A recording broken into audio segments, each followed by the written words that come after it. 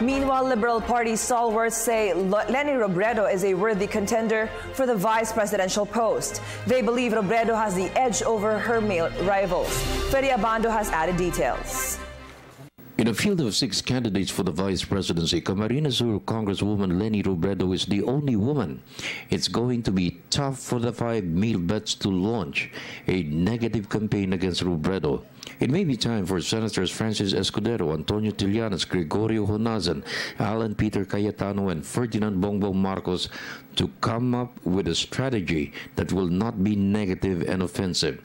House Majority Leader Natalie Gonzalez Jr. said Robredo something new based on her personal life, a breath of fresh air in local politics which voters are looking for from future leaders of the country.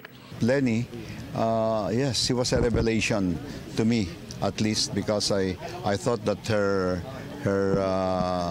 speech yesterday was really something that identifies her or her aspirations with the common persons, with the people with slippers, ika nga niya, yung mga nakatsinelas, ika nga niya, and then her own life struggle.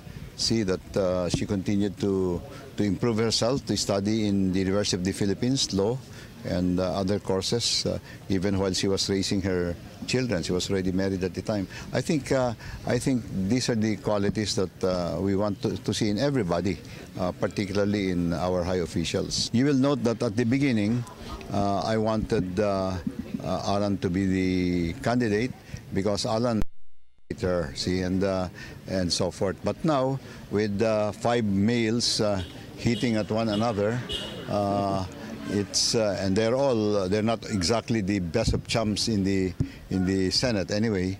I think the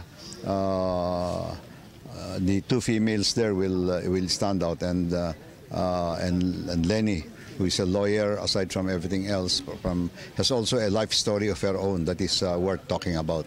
Ang kailangan lang ni Leni, I think, exposure. Exposure, yung marinig siya ng tao magsalita.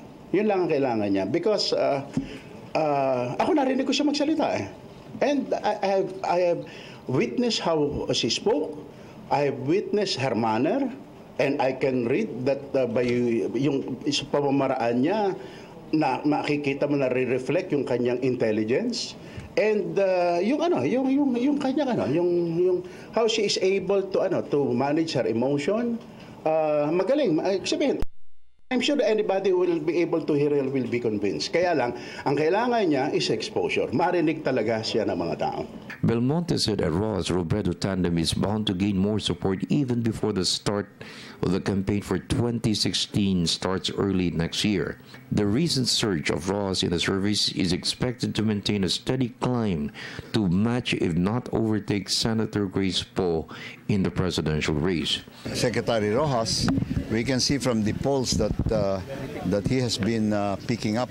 See, he was virtually at the bottom before, but he has picked up, and he is actually very close to the #1, who remains to be Senator Grace Poe. So the election is still a long ways off, and I'm very confident. For all this time, we had always thought that the Grace Poe cheese was the strongest, way strong over everybody. Now I think they're just about the same. They're just about the same. So the next